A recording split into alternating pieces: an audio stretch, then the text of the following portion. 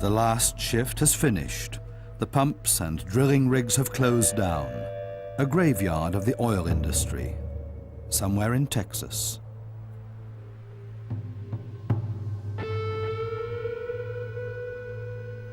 The experts are divided on just when this will come about, but there's no doubt that it's on its way.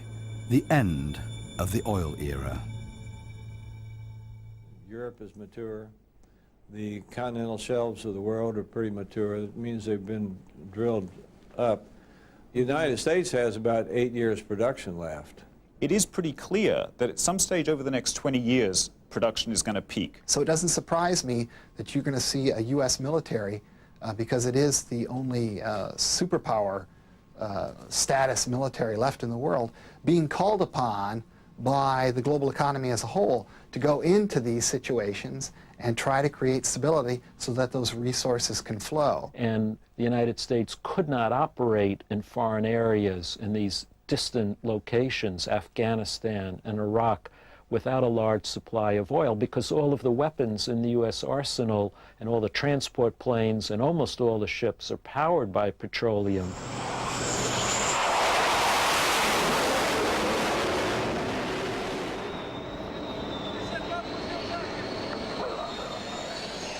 For superpower USA, global access to dwindling resources is a question of national security. More so than ever, now that a competitor in the global hunt for oil has drawn dangerously close: China.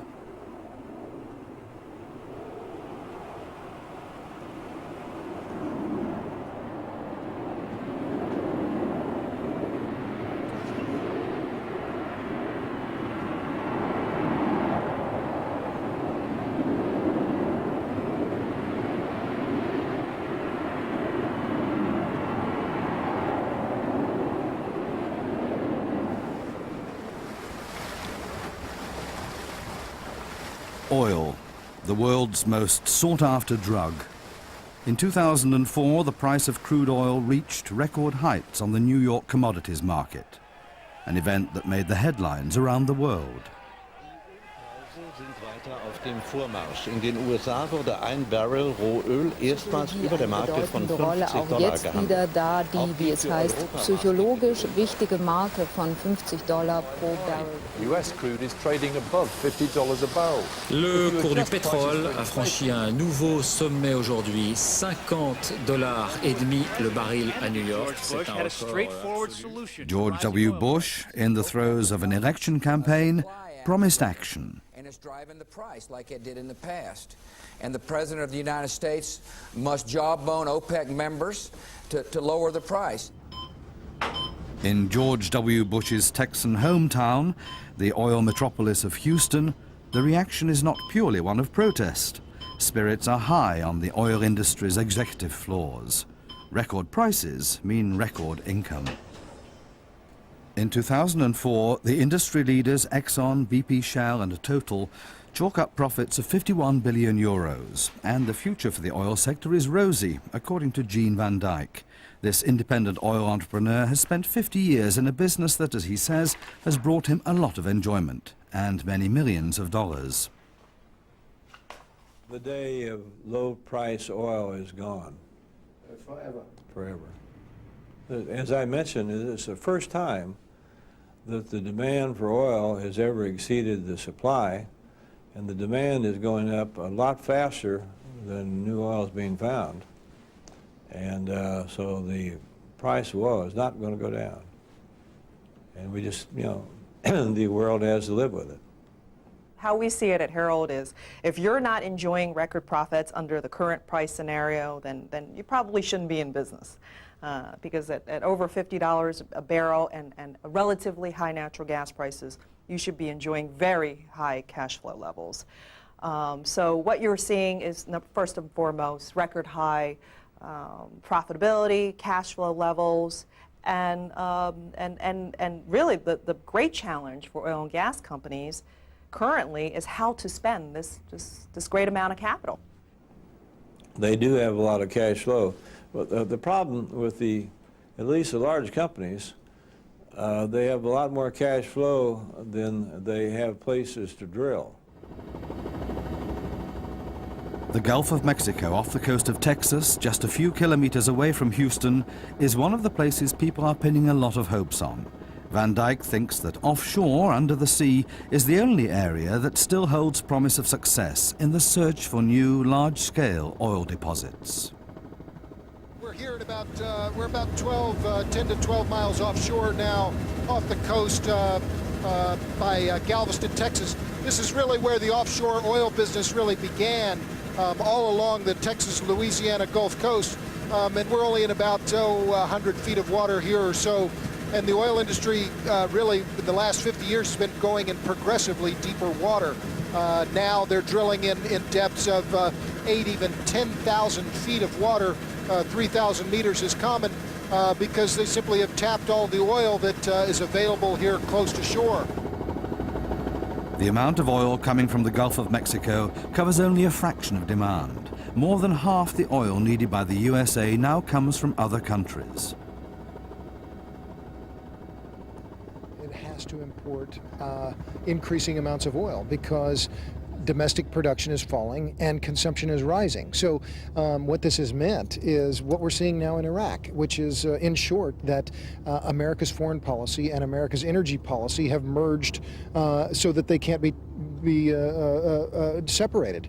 America is in the Persian Gulf because it doesn't have an energy policy, and we're in the Persian Gulf because we can't stay away. This is the future of America's foreign policy, America's military policy for the next 2 decades.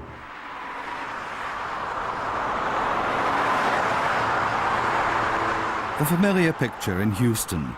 The price at the pumps has risen to about half the price in Germany, and motorists are indignant. But no one's prepared to do without their automobile.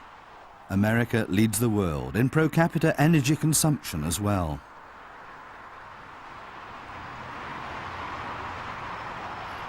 Right now in the U.S., there are about 200 million vehicles on the road. So even if George W. Bush woke up tomorrow and had some, conversion, some radical idea that he is going to change the way America deals with transportation, bringing on new hybrids or more efficient cars won't have a dramatic effect until virtually all of those cars are replaced. And that's a multi-trillion-dollar cost that will take decades. But so far, no radical changes are in sight. The challenge of growing demand is met by increasing imports. It may be 10 years down the line, 15 years down the line, maybe it's 25. But a paradigm shift of this magnitude, shifting away from the West's reliance on oil as its energy source for transportation and as an industrial input, is a colossal task.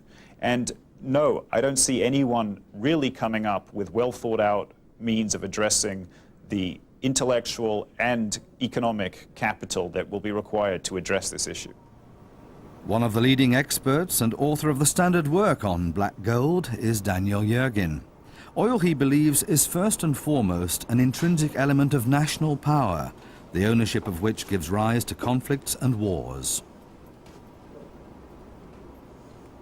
The answer is to diversify the sources of production so that there will be crises, there will be problems. We've seen it over the last few years, how problems in Nigeria or in Russia or in Venezuela can affect the world oil market. And the answer, the only answer that we've really found to deal with that political risk, and that's whether you're a company or whether you're the world community, is through diversified resources. Don't be too dependent on one part of the world. We need to recognize that the primary resources of this world lie outside of the United States and even North America. That many of these countries that we will rely on our energy needs are in very politically, economically, and socially risky areas. Looking at Africa, Middle East. 60% of the world's oil reserves lie in the Middle East. The second biggest portion of that in Iraq. Among the first objectives for American forces in the last Gulf War were Iraq's oil fields. But the calculation that access could be secured didn't work out. I think one of the bitter ironies about George W. Bush's decision to invade Iraq, despite the many thousands of deaths and so on, is that it really hasn't given the U.S. any more control over that oil, but it has increased the U.S. military presence in the Persian Gulf, and now the U.S. has no choice but to stay in the Persian Gulf for the foreseeable future.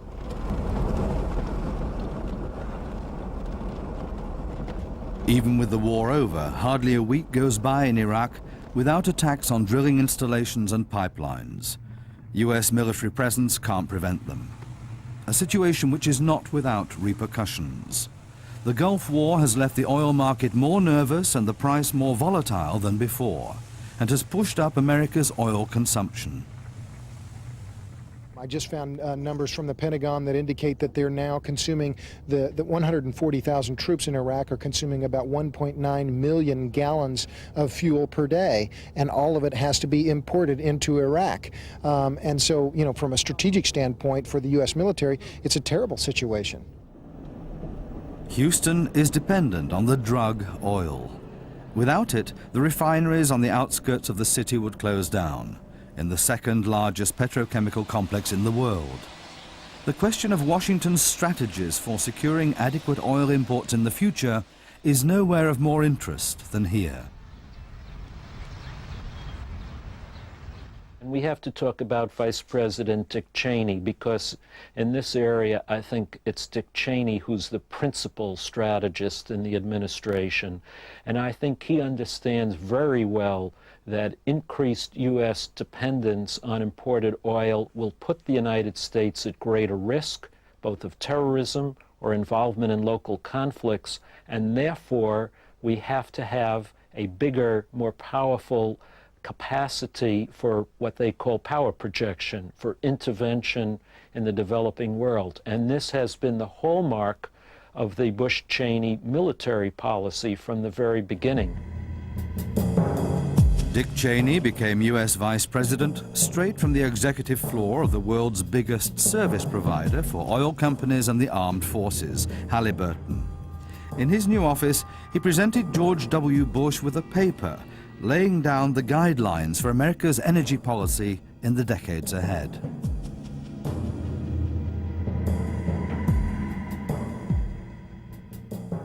They project a 50% increase in U.S. oil consumption over the next 25 years. And that really is a very tough requirement to fill. It will mean a substantial increase in U.S. imports of oil from foreign countries.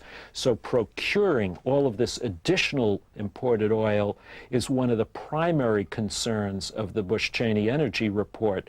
In fact, 1/3, 35 out of 105 recommendations in the Cheney Report are specifically about increasing America's access to imported petroleum. The key message. The report recommends that the President make energy security a priority of our trade and foreign policy. The Bush administration does not have a strategy other than invade the oil-producing countries and militarize the oil-producing regions and the oil choke points. That has been the thrust of all of Bush's policy so far. And you see it now in the Strait of Hormuz. You see it in the Strait of Malacca. You see it in Panama and the Suez. The U.S. now is the military's sole goal around the world has become to militarize the choke points and to militarize the oil-producing countries that are friendly to the U.S. And I think that that trend is clearly going to continue. The report also sets its sights on a new oil region. Along with Latin America, West Africa is expected to be one of the fastest growing sources of oil and gas for the American market. I think if people took the trouble to read this report, and unfortunately not enough people have read the report to its conclusion, but if you did read it, you would see that it does serve as a blueprint for American foreign policy. It says that the duty of the President and the Vice President and the Secretary of State and Energy and Commerce must be to increase their diplomacy in oil-producing countries, to work with foreign governments to overcome barriers to greater investment by the United States, to bring in American companies with new technology to increase the output of oil. And on this basis, the Secretary of State, Colin Powell, has made several trips to Africa, for example, to meet with the heads of state of the oil-producing countries to persuade them to increase their oil output, to work more closely with the United States. The President has also become involved in this diplomacy. So it's very clear that the Cheney report did serve as a blueprint for American foreign policy. And for the foreign visits of the President. George W. Bush on a voyage of discovery. The destination, Africa, a previously largely neglected territory.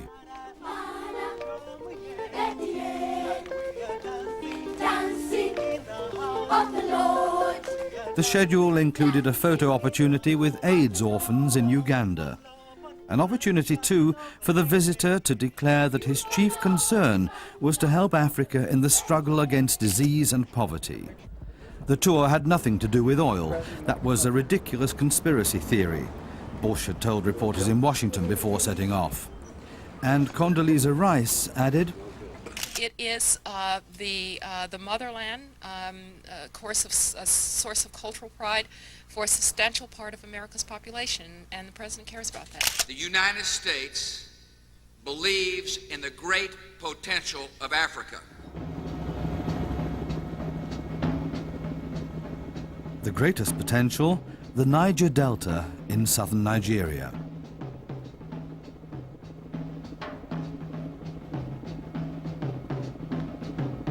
The country is fifth in the list of oil exporters to the USA. There was no question of it being missed out of the African tour of the American president. And George W. Bush counted himself lucky, as he put it, to have Nigeria's head of state as a friend. For a long time. I appreciate your leadership, and I appreciate your friendship. Thank you very much. The experts at the CSIS think tank in Washington are agreed. A key role is now being allotted to West Africa in America's bid to achieve greater independence from oil supplies from the Middle East. Today, West Africa accounts for 13 or 14% of U.S. oil imports. Because of new discoveries and expanding production that are going to bring on stream another 2 to 3 million barrels per day from that region in the next 5 years, U.S. imports from West Africa could exceed 20%, could reach 25%. West Africa has become a very important, exciting area, whether you're an American company, whether you're a European company, or whether you're a Japanese or indeed a Chinese company. They're all there wanting to be part of that production growth.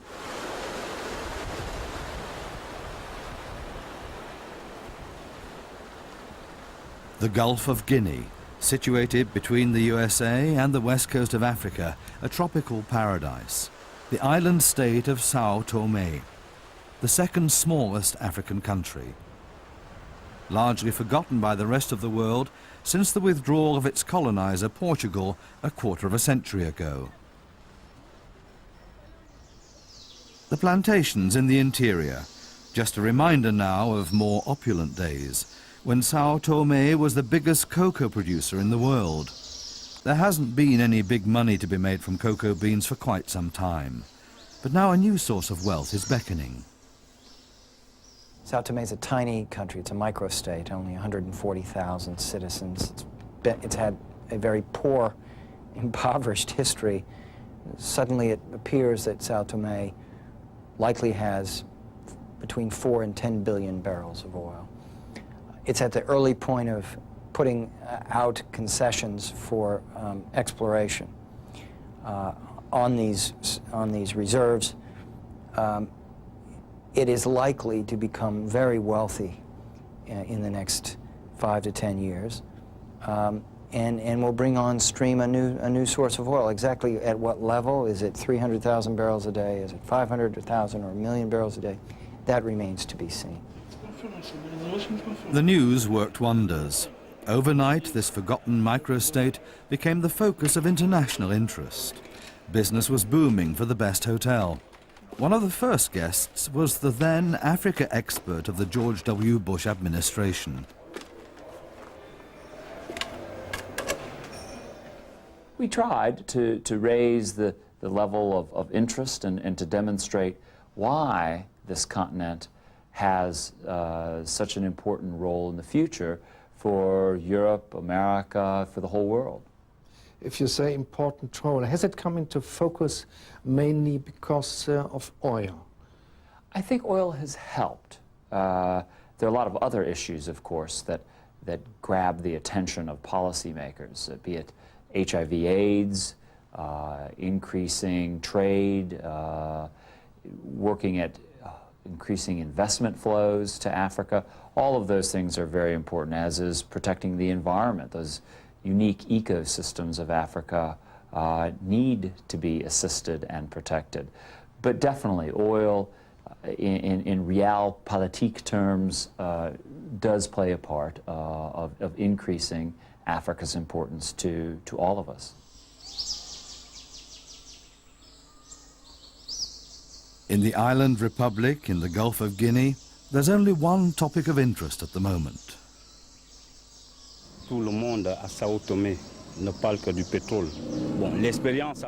Everyone's talking about just one thing in Sao Tome, oil.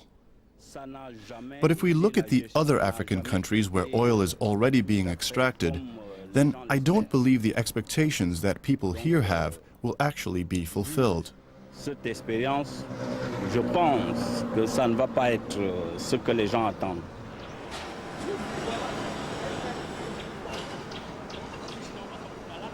We're an hour and a half's flying time away on the west coast of the continent, in Douala, the business center of Cameroon. Even from the hotel pool, you can't fail to notice the place is in the grip of oil fever. The hotel's fully booked, the lobby's overflowing. There are 2 conferences being held today by American oil concerns.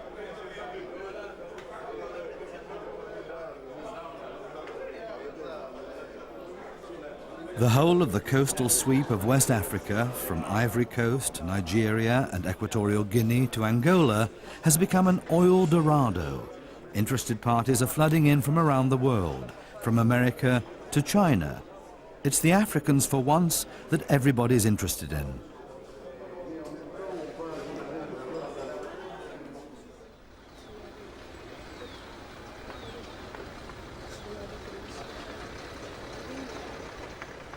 Shortly after dawn, women are arriving from the opposite bank to sell firewood in the city. In most cases, the money this brings in is the family's sole income.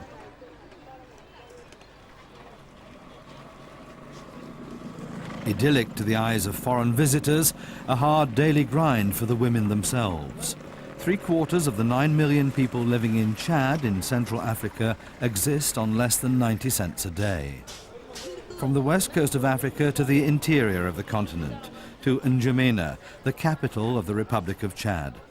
One of the world's poorest countries, bearing the scars of 30 years of war. It's hoped that petrodollars will transform this country too.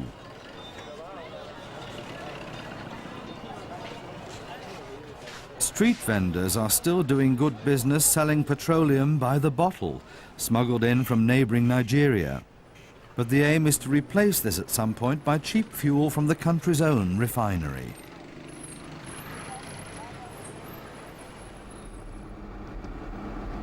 Hopes are focused on the south of the country, on the Doba Basin near the border with Cameroon. Gas flares on the horizon, symbols of the new age. They've been extracting oil here for 2 years or so and pumping it through an underground pipeline for more than 1,000 kilometers to the Cameroon coast. Developing the oil fields, the biggest investment to date in Africa south of the Sahara. A $3 billion project supported by the World Bank and involving chiefly the American oil concerns of ExxonMobil and Chevron. Responsible for implementing the project is the subsidiary company Esso.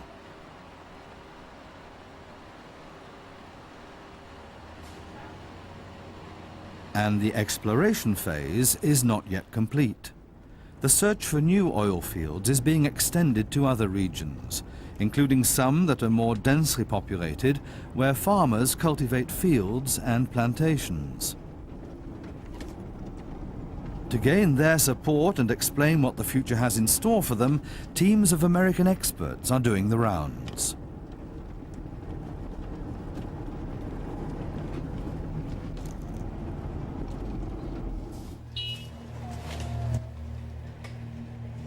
The target today, a village way out in the bush, huts either side of the dirt track.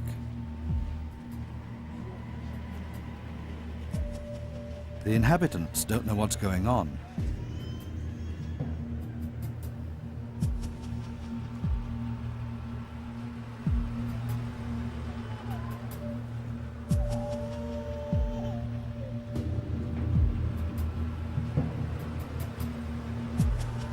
A few minutes after the last of the vehicles has drawn up, the SO team take over.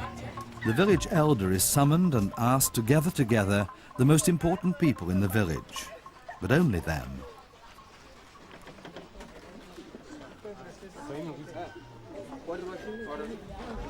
Then the expert makes his appearance. Last-minute preparations, expectantly followed by everyone.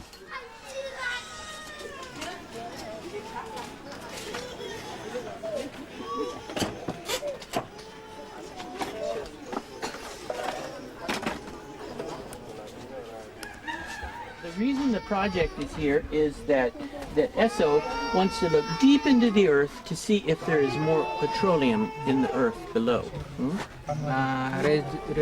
Raison de ceci n'est ESSO de pour passer pétrole dans le ciné to assez godoa.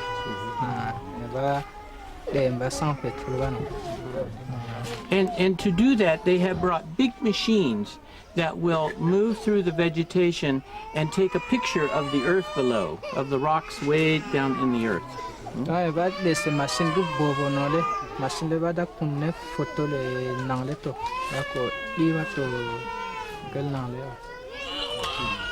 And then they will know if there is sufficient oil to maybe in the future develop a project. Maybe there is no oil, maybe there is, but that is what we are here to find out. We ask around and no one seems to have any objections. Quite the opposite. If there is oil, it will be for the good of everyone and for the development of Chad. You don't mind them coming? If they find something, it will benefit all the children of Chad. We shall be rich. Are you in favor of them looking for oil here? If they come and look for oil, that's good. The oil will bring prosperity to Chad and the other countries.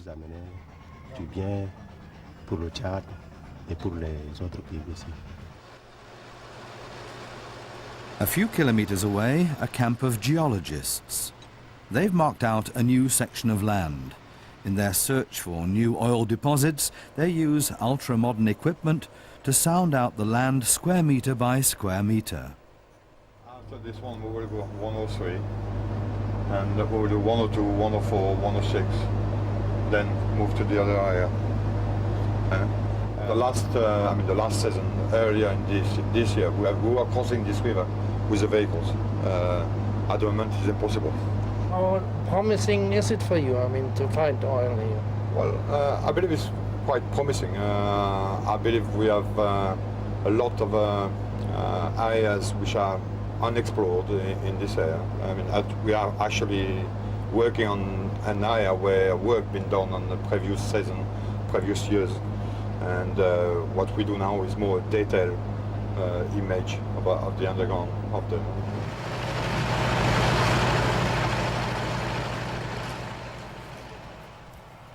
The data gathered from the explorations are sent via satellite direct to the laboratory at headquarters in America's oil metropolis, Houston.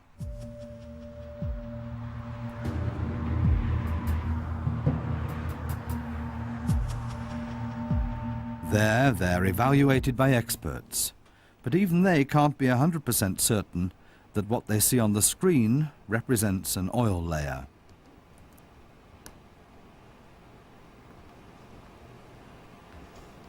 If we do find hydrocarbons, they should be here in this crustal zone. In this reflector package, you see these bright reflectors kind of dimming out over the crest of this feature. This is one likely place to find hydrocarbons.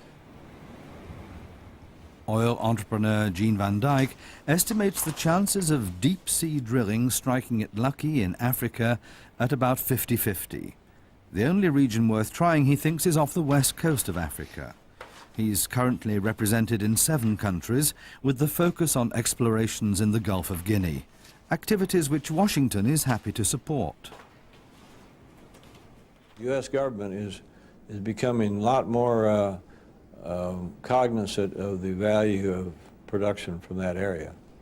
And so they do help. I do keep in close contact. I have a lobbyist in Washington, D.C. We keep close contact with the government. The capital investment needed for developing a large new oil field is somewhere near 2 billion euros, according to Van Dijk. For his latest exploration, he's teamed up with Washington's toughest competition.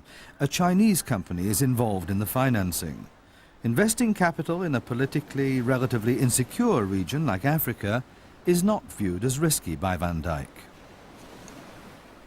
There's a difference between being onshore, being on the shelf, and being in deep water.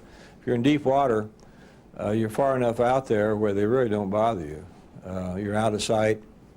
You're not dependent upon onshore because your deep water platforms or facilities are completely independent of what's going on onshore. And so you're really not bothered by if there is a change of government, the new government wants the income that comes from your oil. You take countries like Angola, they've had a civil war for basically about 25 years, and it's never affected their offshore activity, which is increasing all the time.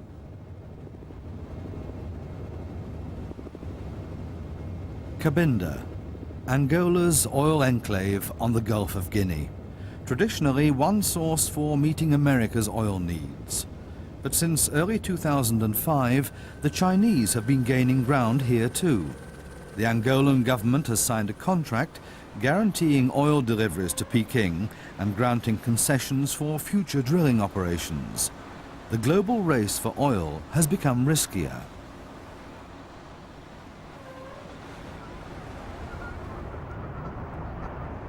The U.S. Naval War College in Newport. One of the professors here is among the most influential strategists in American military planning and was involved in the recent restructuring of the U.S. Armed Forces.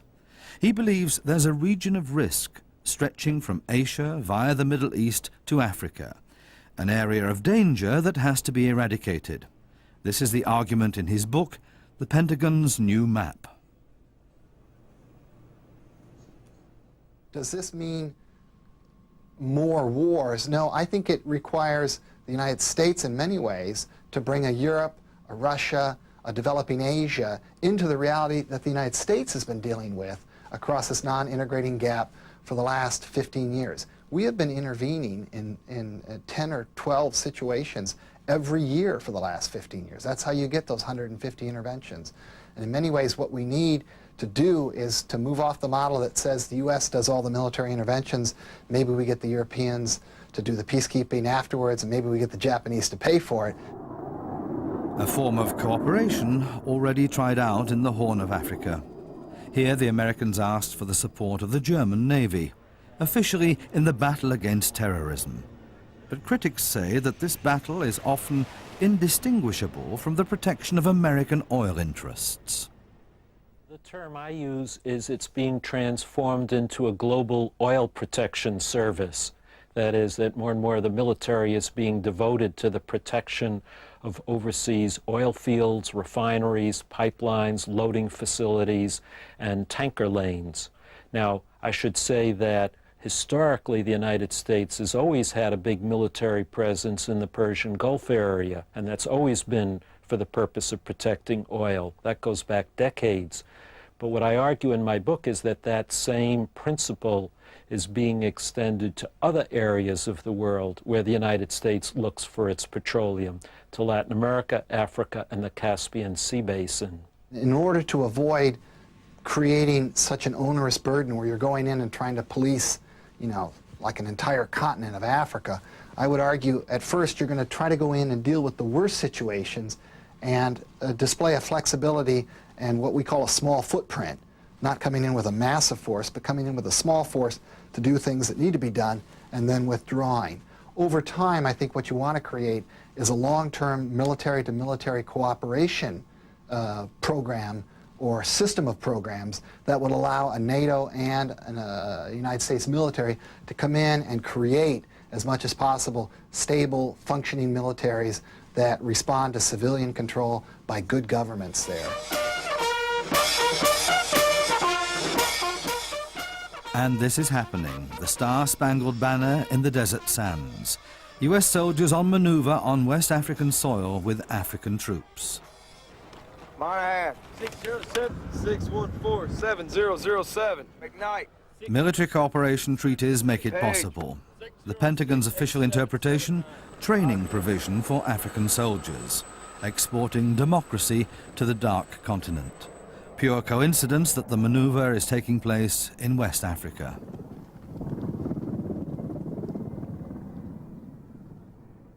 Oil certainly, I think, is the main reason for U.S. interest in Africa right now.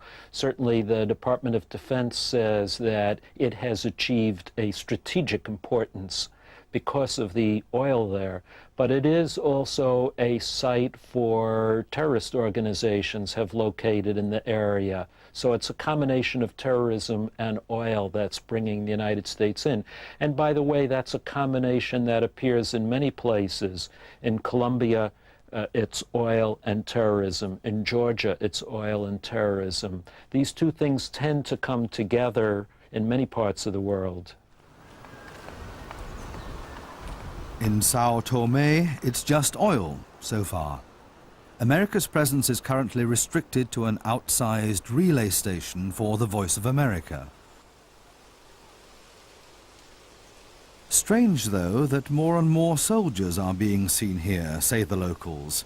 They suspect that the Pentagon could also be making use of the site, that there may be plans in Washington's Defense Department to set up a naval base in Sao Tome. Nothing but rumors, according to the first official visit to Sao Tome from America's State Department. We were not, although there was great speculation in the press that that was, in fact, the very reason we were there. No, we did not discuss that. There is a maritime, West Africa Maritime Patrol, like a Coast Guard, what we would call a Coast Guard program, that we were trying to initiate with the Pentagon, and that would include some of the West Coast maritime areas, including Sao Tome. So we did look at if there were some coastal patrol training we could do. But on the security or military side, that was about the extent of it. But as far as I know, General Carlton Fulford was there at the same time.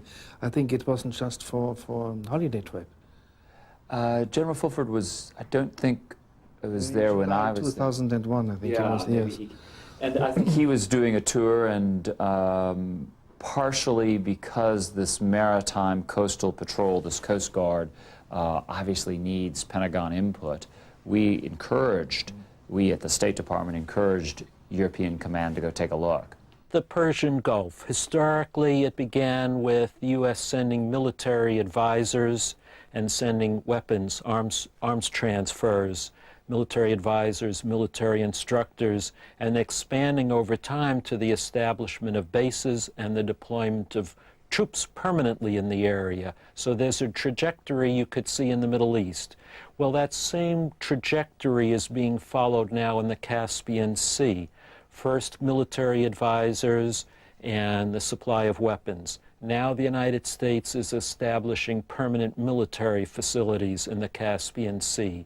We also have American troops in Georgia, and at a lower level, but moving along quickly, a U.S. military buildup in Africa, which is becoming more and more important for the supply of oil.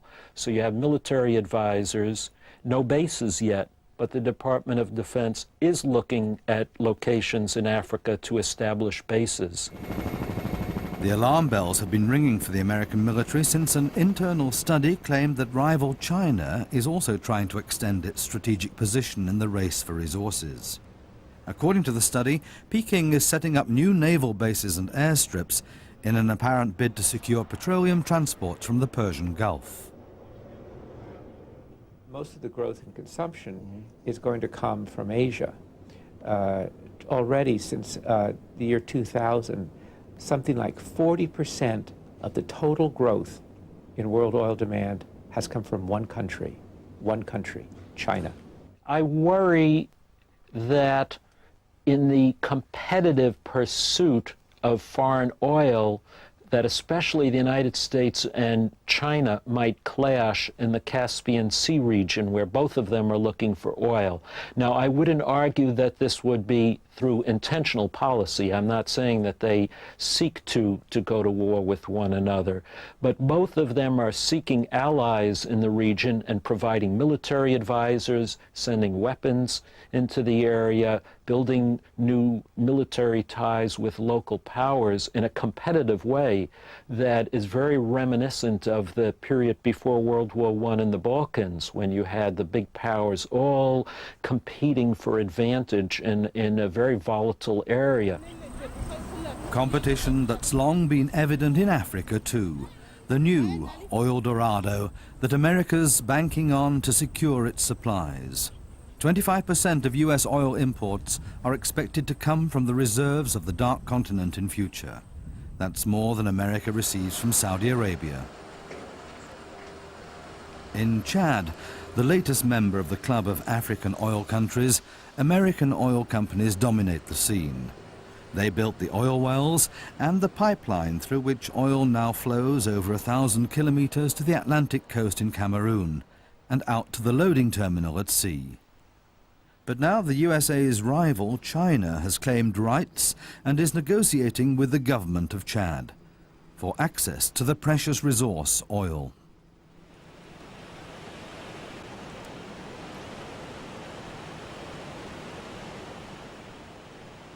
Submerged in the race of the great players, the hopes of the fishermen. No petrodollars for them, just a ban on their fishing in the bay, as they used to before the loading terminal dropped anchor, at a safe distance from the African coast.